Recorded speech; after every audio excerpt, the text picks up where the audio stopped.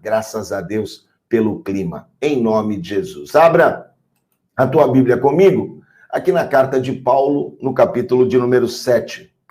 Carta de Paulo aos Romanos, é claro. Na carta de Paulo aos Romanos, no seu capítulo de número 7.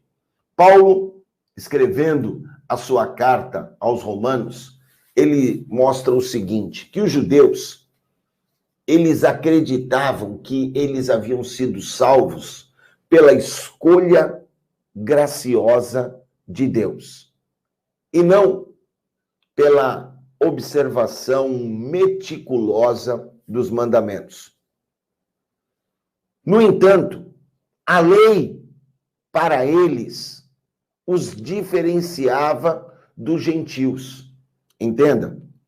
Eles acreditavam que haviam sido escolhidos por Deus, por isso eram especiais. Então, eles tinham a lei como um diferencial que os fazia melhores que os outros. Não, porque eu não sou assim, eu não sou desse jeito, eu me comporto com retidão. Paulo, aqui no capítulo de número 7, traz um outro grande divisor entre judeus e gentios e mostra aqui o seu esforço para unir os dois. Por quê?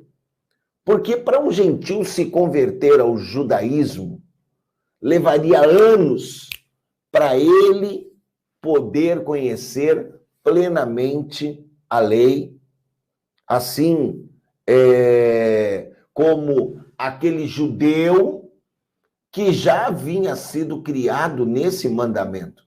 Você consegue entender aí a dificuldade?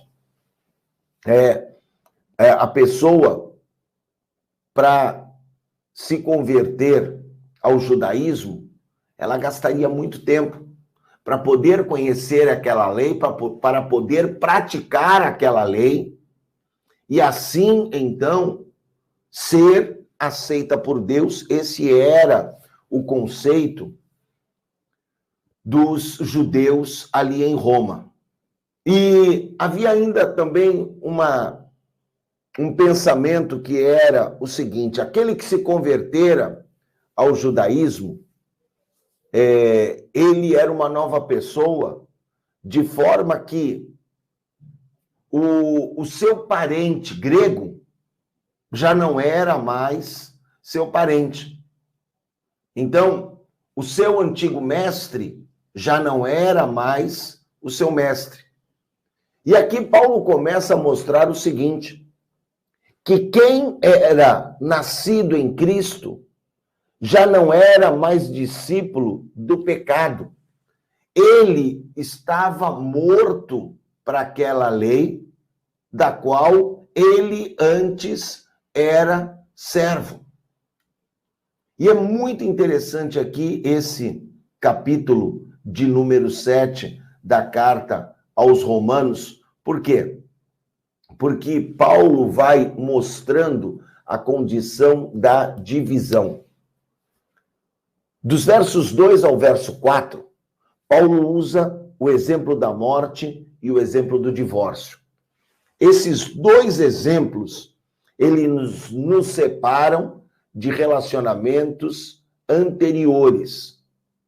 E aqui, ele usa uma analogia para se encaixar aqui nesse contexto.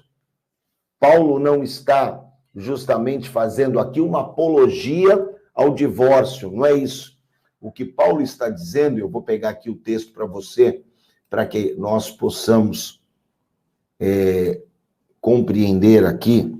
Deixa eu abrir aqui.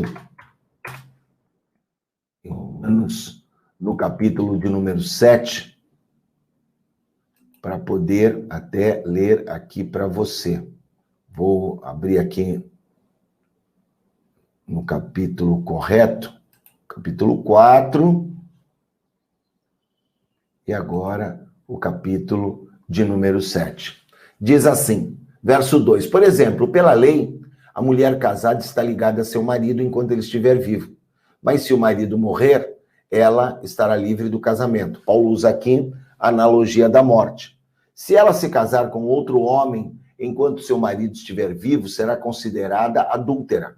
Mas, se o marido morrer, ela estará livre daquela lei e mesmo que venha a se casar com outro homem, ela não será considerada adúltera.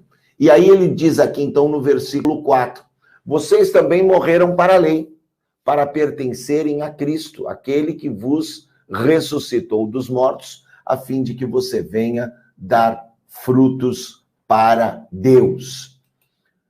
O que Paulo fala aqui é maravilhoso. Paulo fala que nós somos livres do pecado por causa de Cristo. Mas,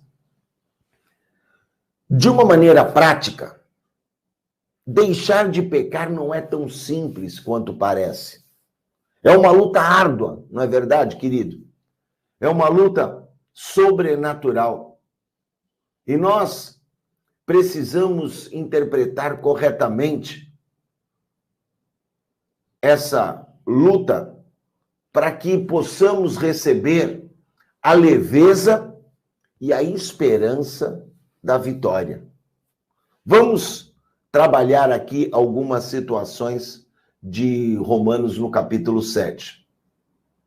O transgressor, o pecador, quando ele morre com Cristo, ele morre para a lei.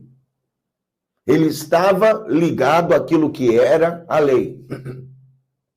Agora, ele se converte. Paulo fala o quê? Que a morte desfaz o laço matrimonial. E a morte também, a morte para o pecado, ela desfaz o laço que nos prendia o jugo da lei. Paulo não fala que aquele que ficou viúvo pode casar de novo? Então Paulo fala que aquele que morreu para o pecado agora pode se preparar e está liberado para um novo relacionamento. Que relacionamento é esse? É o relacionamento com Cristo. Então, a liberdade experimentada após a morte para o pecado, morri para o pecado, agora eu sou livre. Ela não me libera para infringir a lei, mas ela me libera para me relacionar agora com Cristo em novidade de vida. E veja que coisa interessante. Ser livre da lei não é ser livre da obediência. É ser livre da penalidade. Por quê? Porque a lei é boa. A lei, lembra que eu falei para você, é o espelho que mostra que o meu rosto está sujo. Não é ela que limpa, mas ela é justa, ela é boa, ela serve para me direcionar para que eu possa andar de acordo com aquilo que é a vontade do Espírito Santo.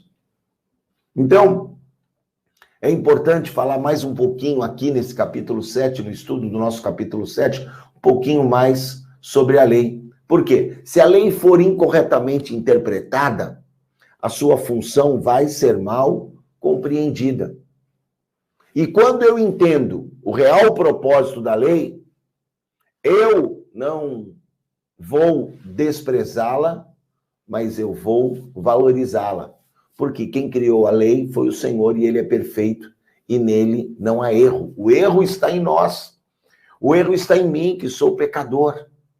É por isso que a lei me condena. Só que entendo, o problema não está na lei, o problema está onde? No pecado. O problema, a sujeira não está no espelho, a sujeira está no meu rosto.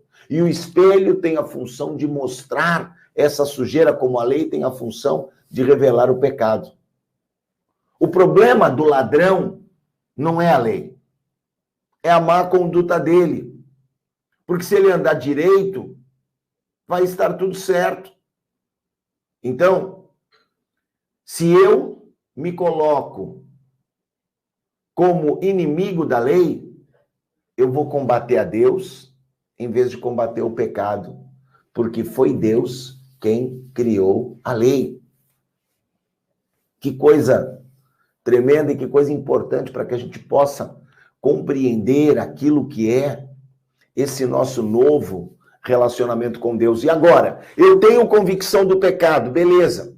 Eu reconheço a importância da lei de Deus, ok? Mas o pecado, ele habita no meu coração.